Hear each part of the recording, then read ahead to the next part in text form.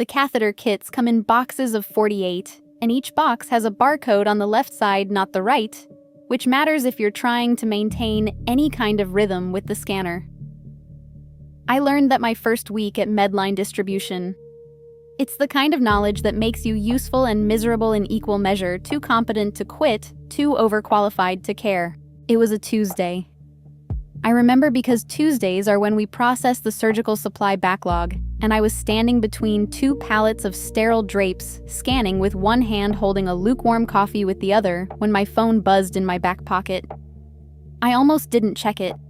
I'd been good about that, keeping the phone away during shifts, not because Medline required it, but because the fewer interruptions I allowed, the faster the hours dissolved, and dissolving hours had become my primary skill.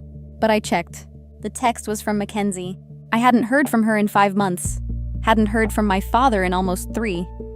And here was Mackenzie's name on my screen between a spam text about car warranties and a weather alert for a county I no longer lived in. I put the phone face down on a shipping crate and finished my scan count. 48, 48, 48. Then I picked it up again. I should tell you about the spreadsheet before I tell you anything else, because it explains the kind of person I was when that text arrived. Or maybe the kind of person I'd become. I'm still working out which one. I started at Reeves Mechanical the summer I turned 16. My father's company. HVAC, heating, ventilation, air conditioning, and the occasional plumbing emergency when a loyal customer called in a panic, and Glenn Reeves didn't know how to say no. The shop was on Industrial Parkway in Marion, Ohio, wedged between a landscaping supply yard and a self-storage facility. It smelled like solder flux and refrigerant, and faintly like the burned popcorn that had been microwaved too long in the break room sometime around 2009 and never fully aired out. The dispatch board hung on the wall behind the front counter, a whiteboard with magnetic name tags for each technician, color-coded by certification level. Red for journeyman, blue for apprentices, green for Glenn. He was always green. I never asked why. My first job was filing invoices. I sat on the shop floor with my bare legs sticking to the concrete. It was July, I was wearing shorts, nobody told me to dress differently, and I alphabetized carbon copy service tickets into manila folders. I was terrible at it for about 2 days. Then I was the best at it because that's how I'm built. I find the system inside the task, and then I run the system until it hums. By 18, I was answering service calls and routing technicians based on location skill set and customer history. I kept a notebook, physical spiral bound, where I tracked which technicians worked well together and which ones couldn't share a van without someone's feelings getting dented. By 20, I understood the company's cash flow better than Denise, the part-time bookkeeper Glenn had hired from his church, because she was good with numbers, which in practice meant she could operate QuickBooks without crying. I wasn't doing any of this because I had a passion for HVAC. I need to be honest about that. I was doing it because my father, who had spoken roughly 11,000 words to me during my entire childhood, became articulate inside that shop.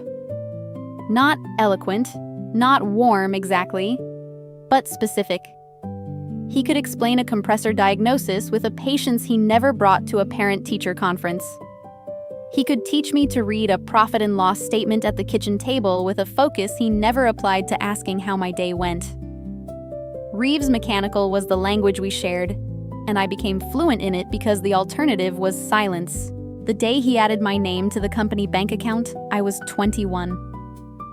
We drove to the credit union on a Wednesday afternoon. He didn't make a speech. He slid the signature card across the counter and said, "Sign on the 3rd line." I signed. He nodded once. We went back to the shop. That nod was the most my father had ever told me he trusted me. I carried it for years. I carry it now, actually, which is part of the problem. I want to tell you about one afternoon because it doesn't mean anything, and that's exactly why it matters. I was 24 or 25, I can't pin the year, which is unusual for me. I pin everything. But this memory exists outside my system of categorizing and accounting. It just sits there warm and useless. We were installing a furnace in a woman's house on the east side of town. Mrs. Calloway. She was maybe 75, and she kept appearing in the doorway of the utility room with glasses of sweet tea that neither of us had asked for. Glenn thanked her every time with the same words, "That's real nice," and drank each glass completely, even though I knew he didn't like sweet tea, because that's what Glenn did with old women who were kind to him. He received it. That was the one thing he could receive. We worked in sync that day. He handed me the flue pipe. I held it while he sealed the joints. I adjusted the thermostat wiring. He checked my connections without being asked. We barely spoke except in half sentences. Hand me the "yeah, that one," and the silences between weren't empty, they were load-bearing. They held the work up. On the drive back, we ate gas station sandwiches in the truck, the white F250, with the dent in the passenger door from a job site in 2014. He tuned the radio to a country station and hummed along to something I didn't recognize. Maybe not even a real song, just a vibration he produced when he was at ease. The light through the windshield was that particular late afternoon gold that Ohio gets in September, and I had mustard on my thumb. And my father was humming. That's it. That's the whole memory. Nobody learned anything. Nobody was wounded or healed. It was just a good afternoon with a person I loved in a truck that smelled like PVC glue and processed ham. I need you to have that afternoon in your head before I tell you what happened next, because otherwise Glenn becomes a villain, and he isn't one. He's just a man who could only hold one thing at a time. Linda entered the picture when I was 26. She was kind, organized, and she looked at Glenn like he was someone worth looking at, which after my mother had spent the better part of a decade telling anyone who'd listen that Glenn was a small man with a small life, was apparently all it took. I didn't blame him. I didn't even dislike Linda. She made pot roast on Sundays and asked me about my day, and the asking seemed genuine, which was more than my own mother had managed in years. Linda had a daughter, Mackenzie, 22, freshly graduated with a marketing degree from Bowling Green State. Blonde, friendly, and equipped with the particular confidence of someone who'd never had to build a filing system on a concrete floor in July. Glenn mentioned over dinner that Mackenzie might help out around the office for the summer. I said sure. I meant it. Summer ended. Mackenzie stayed. She was given the title Communications Coordinator, a position I'd never heard of at a company that communicated primarily through Glenn's cell phone and a clipboard hanging on a nail by the front door. But fine. She could update the website, manage the Google reviews, handle things I'd never had time for. I saw the logic. I was generous with the logic. Then she started attending vendor meetings I'd run alone for 4 years. Glenn said she needed the exposure. I nodded. Then my office, the small room off the main shop where I'd built my systems, my whiteboards. My color-coded filing structure was reassigned. Mackenzie needed a private space for phone calls. I moved my things to a desk in the break room next to the microwave that smelled like 2009. Glenn said it was temporary. He used that word temporary with the conviction of a man who believes what he says at the exact moment he says it, and not 1 second longer. Then the website was redesigned. Mackenzie's photo was on the Our Team page. Mine was not. Glenn called it an oversight. I wrote him an email about it. Professional, specific, bullet points. He didn't reply. Then the Henderson contract, a $140,000 annual maintenance agreement that I had personally cultivated over 2 years of site visits and detailed proposals, was presented to the client in a renewal meeting I wasn't told about. Mackenzie presented it. Glenn introduced her to the Hendersons as the future of Reeves Mechanical. I was in the break room when I heard about it afterward from Darren, one of the senior technicians, who told me with the careful neutrality of a man who knew exactly how bad it sounded, but didn't want to be the one saying it. I ate a granola bar. I opened my laptop. And I started the spreadsheet. I called it Hours. 2 columns at first, date and contribution. Every significant thing I'd done for Reeves Mechanical, going back to the filing on the concrete floor. I worked on it for 2 hours that evening. Then I sent Glenn an email. Then another a week later. The first got no reply. The second got 2 lines. Let's talk about this later. Busy week. The third got nothing. 3 emails. I counted them the way I counted everything as evidence in a case nobody had agreed to hear. I gave 2 weeks' notice by email on a Thursday in March. I CC'd Denise so there'd be a record. Glenn called that evening. "I think you're overreacting," he said. "But if that's what you need..." "Okay," I said. "You'll always have a place here." "Okay." The call lasted 3 minutes and 40 seconds. I know because I looked at the call log afterward. Of course I did. I worked my 2 weeks. Nobody discussed it. On my last day, Glenn was at a job site in Prospect. Mackenzie left a card on the break room desk hallmarked blue, something about new chapters and fresh starts. I took my coffee mug and a framed photo of the shop from 2012 and walked to my car. 2 items. Everything I could claim from 11 years fit in one hand and one pocket. I don't know what my father did after I left. I wasn't there, and I'm not the kind of person who invents scenes I didn't witness. But I know Glenn. I know how he moves through a day. And there are things Darren told me later, small things that I've assembled into something that might be close to true.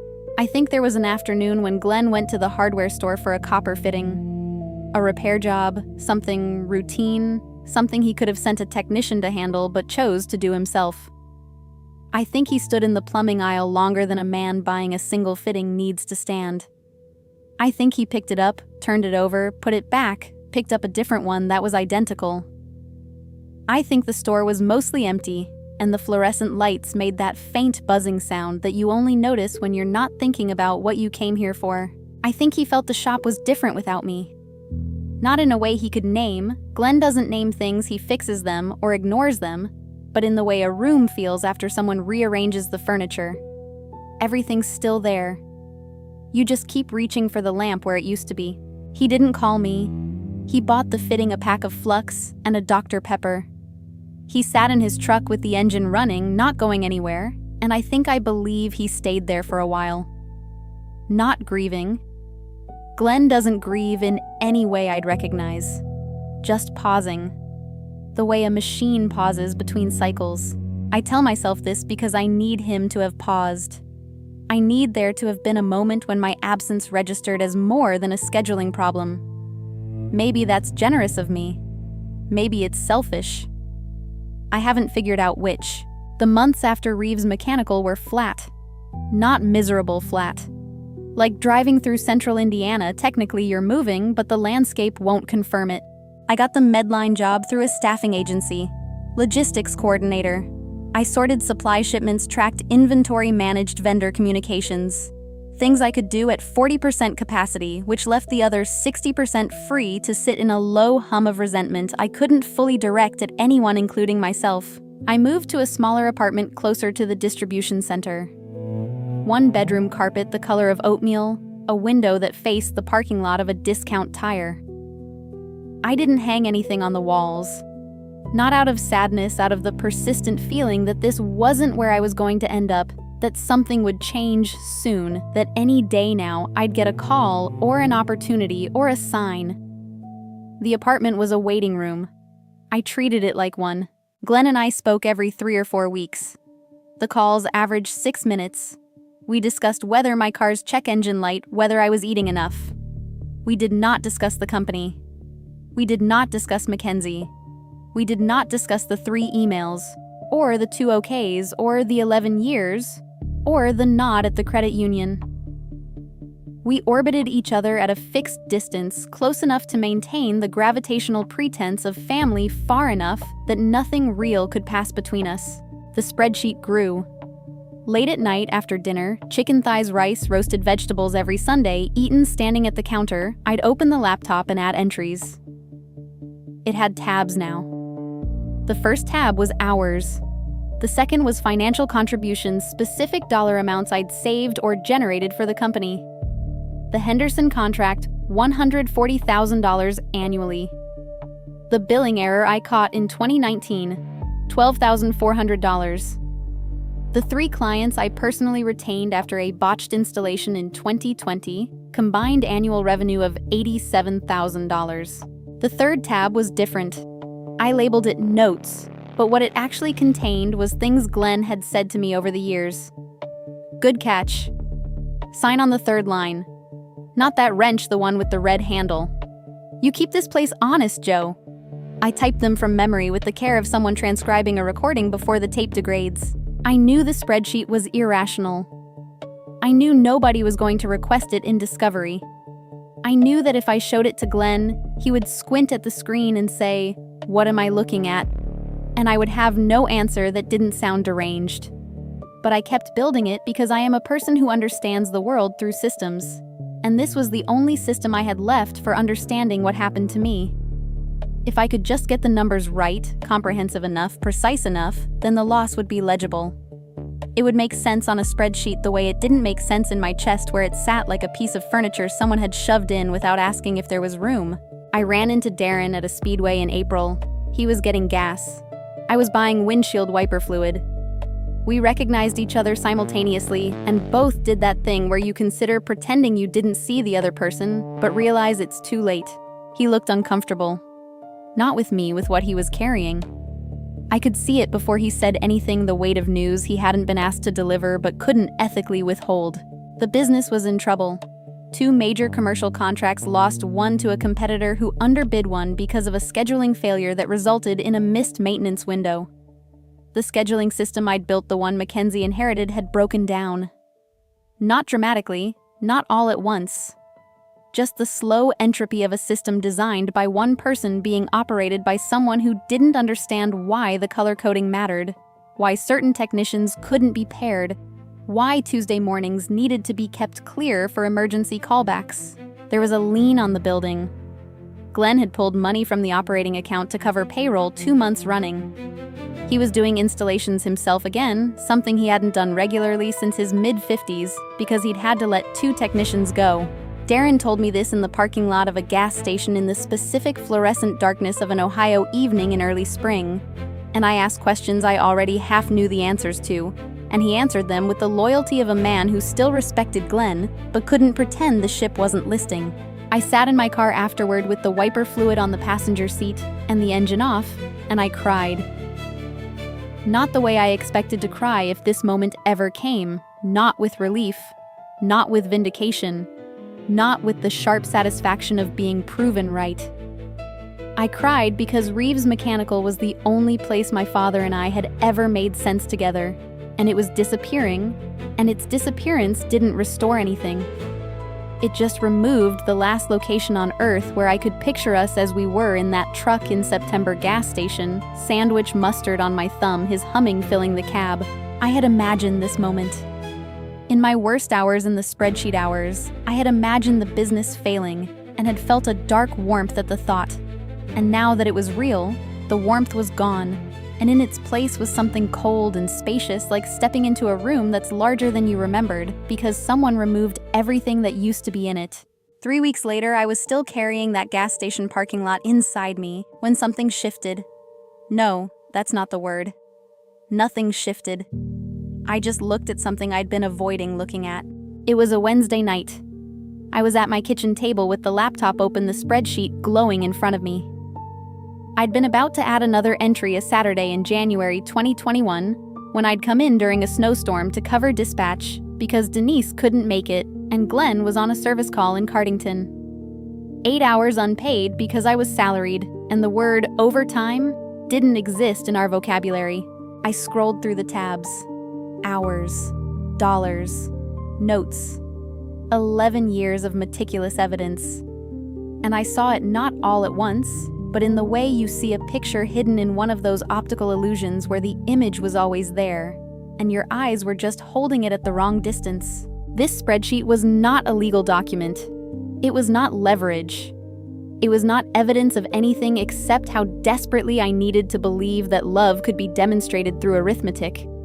I had spent over a year building a monument to my own indispensability, as if the right sum total, enough hours, enough dollars saved, enough crises averted, would trigger some mechanism in my father that would make him see me the way I needed to be seen.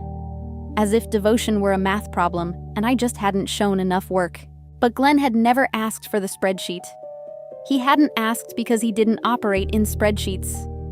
He operated in proximity, in the daily fact of someone being there. And when Mackenzie was there and I was there, he didn't compare our contributions. He just absorbed whoever was closest, the way a plant turns toward whatever light source is nearest, not the brightest one.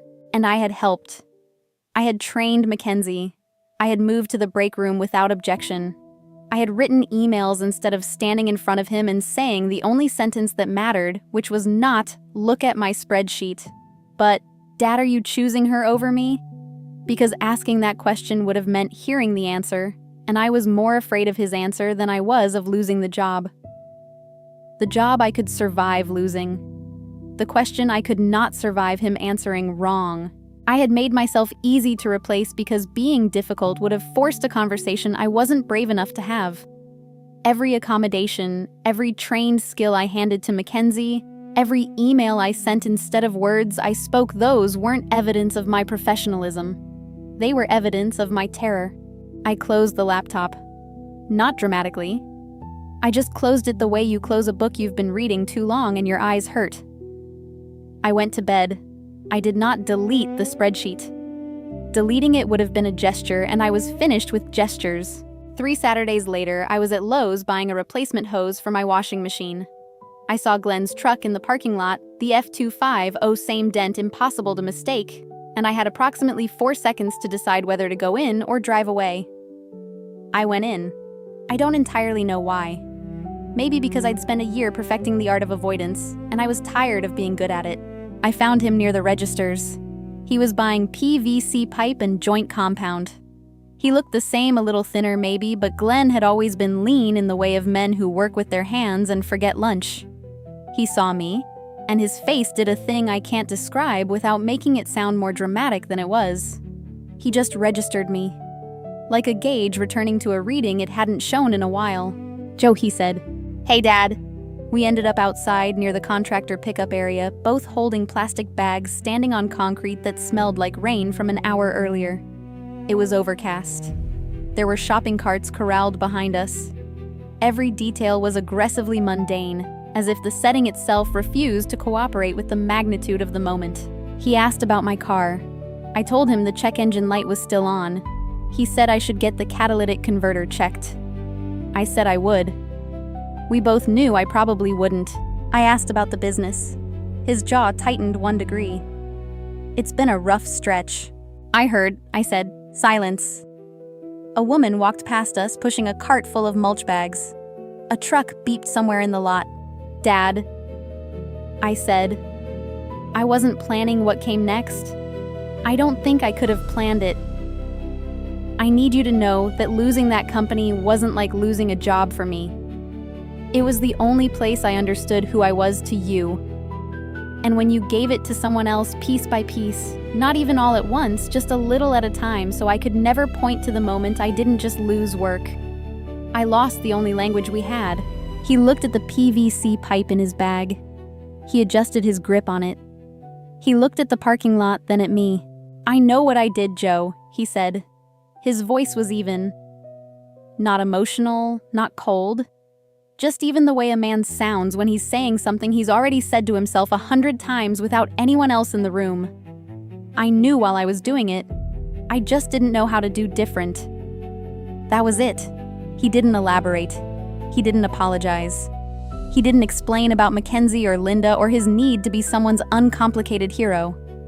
He just said he knew and he didn't know how to stop, and those two facts existed in the same sentence the way they'd existed in the same man for years.